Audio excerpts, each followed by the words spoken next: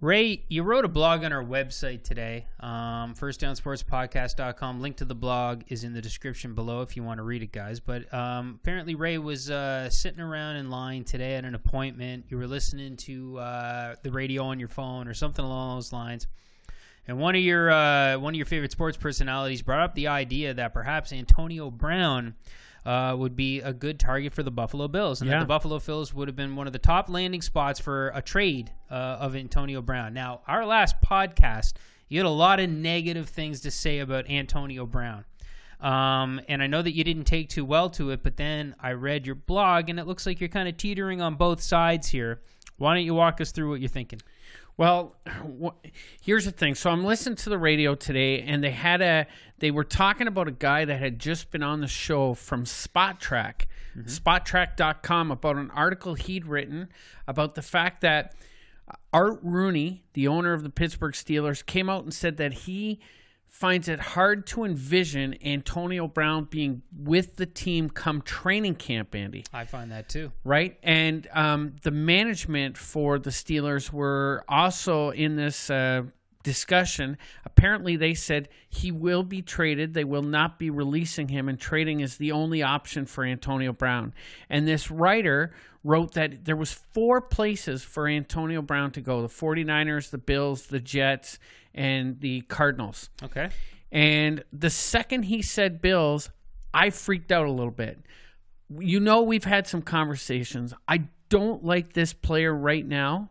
But as I stepped away from my initial thoughts and started giving this some thought, I'm on the fence. Let me tell you a couple things here. Yeah. Thumbs up. Okay, thumbs up. The Bills haven't had a number one bona fide wide receiver. I'm going to go back as far as Stevie Johnson. And I don't even know if Stevie Johnson is a bona fide number one receiver. He was the closest thing you guys had to it. Closest thing. Now, some people argue with me about Sammy Watkins, but look, the kid was hurt all the time. I can't give it to Sammy Watkins. Yeah. Having a bona fide wide receiver, it's really going to free up the younger guys like Zay Jones, Robert Foster, give them more field. And look at, when you've got a young rookie quarterback or first-year quarterback now, second year, you've got to put some weapons around that kid. So they need to find a wide receiver. Right off the bat, though, I'm stuck on what we've talked about in our podcast, and that is the thing that concerns me the most about Antonio Brown is his leadership skills. We watched that video of him with James Harrison, all the arguments that he's had with the head coach, Ben, the coordinators, the missed practices. It really scares me, Andy, to have that guy come into the culture that Sean McDermott's trying to build.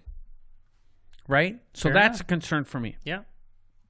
On a thumbs up, though, again, this guy has put up 837 receptions, 11,207 receiving yards, 74 receiving touchdowns, has lots of playoff experience.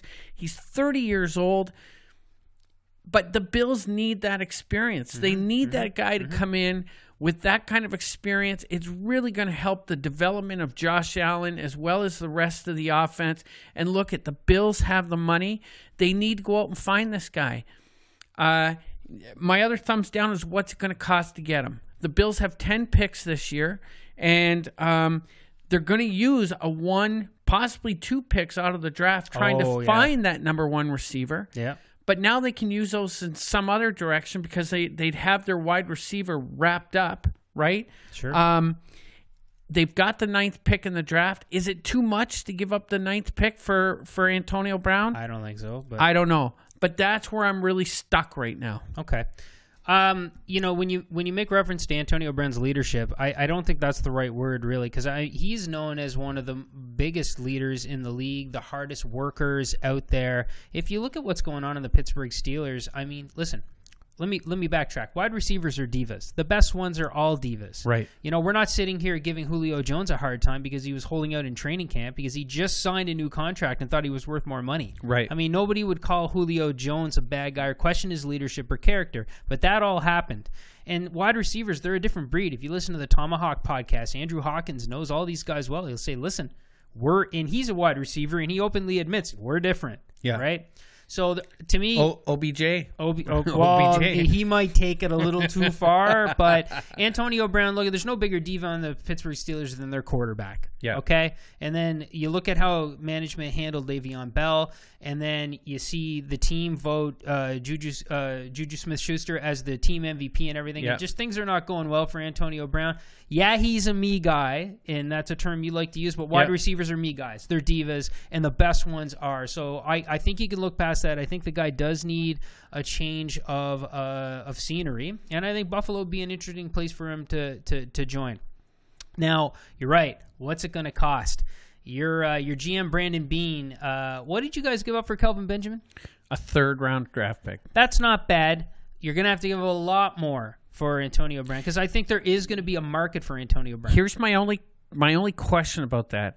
I think the second the owner said, I find it hard to envision him back by training camp, I think that lowered the amount that the Steelers could have gotten for this guy. Yeah, you're right. It's not the Steelers I'm thinking about that's going to drive the price tag up. It's the competition. Trying to get him. There's going to be teams that are going to be willing to give up a lot. That's a great point. Would I give up the number 9 pick in the draft to get Antonio Brown? Yep.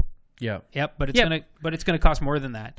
And in the teams that are going to get him, is the competition what's going to drive the price up as far as I'm concerned. But Brandon Beane, again, with the Kelvin Benjamin thing, it was only a 3rd-round pick. I hope he can push that out of his mind, but he might be a little gun-shy trying to swing this big with how that worked out. But even as a Browns fan who's used to seeing Antonio Brown destroy us game after game, I respect that guy. I would love to see him come to the Browns, but at the end of the day, I can't see the Steelers trading him in the division. No. And here's another reason why I think maybe the Bills might be a little bit of a long shot, is I think there's going to be a big market for Antonio Brown, and I think the Steelers are going to be very selective as to where he can go. And this is a season coming up, 2020, where the AFC North plays the AFC East. Right. So they are playing the Bills. Yeah. So that's just what comes to mind. But all of your concerns, duly noted. I think you need a little bit of that in a receiver. I think Antonio Brown would be a home run for the Bills. Small bit of concern would be this. He makes your quarterback a lot better. He makes things a lot easier on your quarterback. But that young quarterback of yours can't be making Antonio Brown's life a living hell by overthrowing him, not noticing him when he's open, because Antonio Brown, by the way, Ray, is open every play. Yes. As far as he's concerned, especially. Yeah. And he might get a little frustrated. But I think Josh Allen could handle that. But again, that's another small thing that I would be worried about a little bit if they did land a splash like that. Listen, it's going to put pressure on Allen, but with the way he's ended the season, there's no question. I think that this would be a great improvement for him. It's going to improve the offense, and it really allows the Bills to use those draft picks and spend free agency focusing on the major need to fix, and that's the offensive line. Yeah. And the fact that you have to get Antonio Brown via a trade, it's going to cost you a lot of that draft capital that you were just talking about. But his contract, it's a big contract, but for Antonio Brown, it's actually cheap. Yeah. He's worth every cent, and you guys have plenty of cap space. We got lots of cap, almost $90 million in cap space. Yeah. I mean, this is an elite player. And that's the other thing I realize is these types of players don't come around that often, Andy. They don't come around. And normally when a team drafts a player like this, they try to keep them as long as they can in their career. Yeah. So this is an opportunity. I think the Bills, well, I'm not going to give you my real opinion here. I want you to go check out my blog, firstdownsportspodcast.com. Hit the link, read the article. But heck, if they took a swing at Kelvin Benjamin, why not Antonio Brown? Absolutely. As a Browns fan, I can't wait to find out where he goes. I hope he does get traded out of the division. If he ends up with the Bills, unfortunately, we have to play him also. You got to play us this year. And we know how bad that hurts. So, yeah. All right. All right, guys. Thanks again for checking us out. Cheers.